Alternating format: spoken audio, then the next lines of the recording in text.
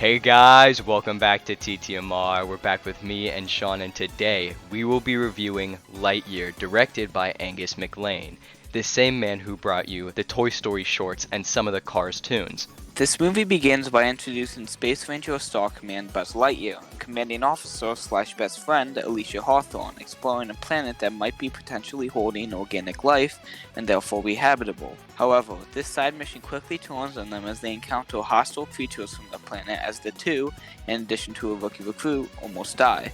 The ship is destroyed in the process, which prevents all on board from returning home.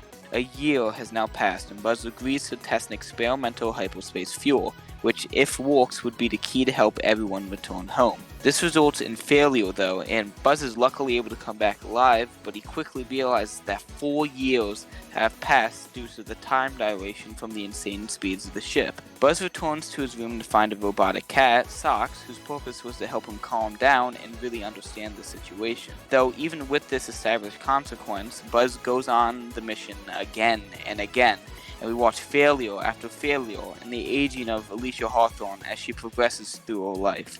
Buzz returns after one fateful mission and finds that Alicia is dead, leaving a hologram as she says her final goodbyes, being replaced by her son, Commander Burnside, who refuses to allow Buzz to go on any more missions, opting to stay on the planet forever. On the bright side, however, Socks, over all the years Buzz had been missing, cracked the code for making the fuel, which forces Buzz to make an illegal flight to test it out, which ends up being a wild success.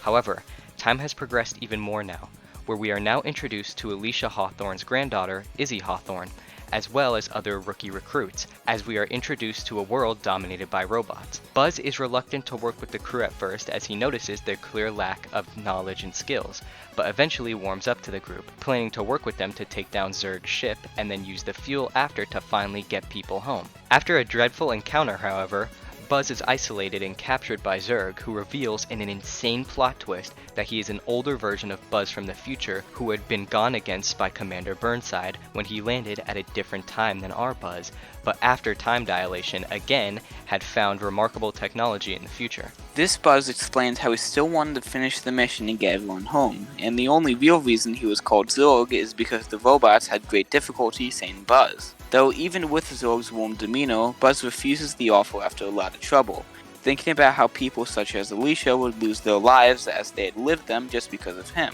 and he felt like that was not worth going back in time to save everyone in the way that Zurg wanted to, which results in a fight between the two. During this, our new crew gets onto the ship as Izzy finds her way back to Buzz to help him. The ship is ultimately completely destroyed, though Zurg clearly survives the destruction, and his goal is now shifted to eliminating our main Buzz. Buzz, in a moment of life or death, releases the fuel of the ship that he had escaped in and seemingly kills Zurg in an explosion, with Buzz and his team making it safely back onto the ground. Here, Buzz is arrested by Burnside, which seems to be all bad, but it turns out that Burnside just wanted Buzz's assistance to revive the Space Ranger Corps, with Buzz choosing his current team to be on his side from now on. I was so excited to watch this film going into the theater, and man, they did not disappoint. I adored all of the nods to the original trilogy, since I refused to acknowledge Toy Story 4 as a mainline film. The music was incredible as well, directed by our favorite composer, Michael Giacchino. The visuals were amazing, and this is an absolutely incredible and satisfying animation style. And don't even get me started on that plot twist with Zurg. The characters were funny, very well written, and they were easy to follow.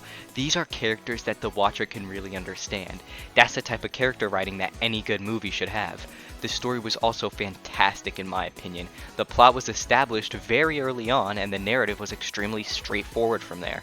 This movie did not stray off course, and it brought a great sense of action and adventure to the audience. Lightyear is something that I really looked forward to when it was originally announced for release. Not only was this for the fact that it had some connection to the Toy Story universe, which is of course a franchise that I absolutely adore, but also for the different approach that this movie seemed to be taking. Also just generally, the whole concept of an animated space adventure story sounded so freaking cool.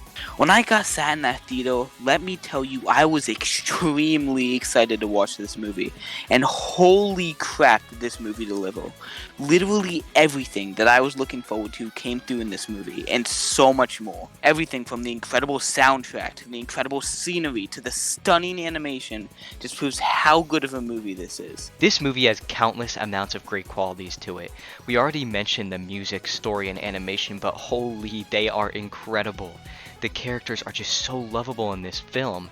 Socks absolutely stole the show in my opinion. He was just such a fun character. Buzz and his crew were also extremely entertaining. They had such a nice dynamic, and it felt like they could easily bounce off one another. The emotion this movie makes you feel is great. It makes you happy, sad, and even mad at times. This is such a good thing because movies just can't always get that right. The last message from Alicia makes for Buzz is such a touching and sorrowful scene. Overall, this movie was gorgeous. It had a well-written story, well-established characters, and was just an amazing watch. Considering how almost all of what we talked about this movie is positive, I don't think it will come much of a surprise that we both rated this movie with a 10 out of 10.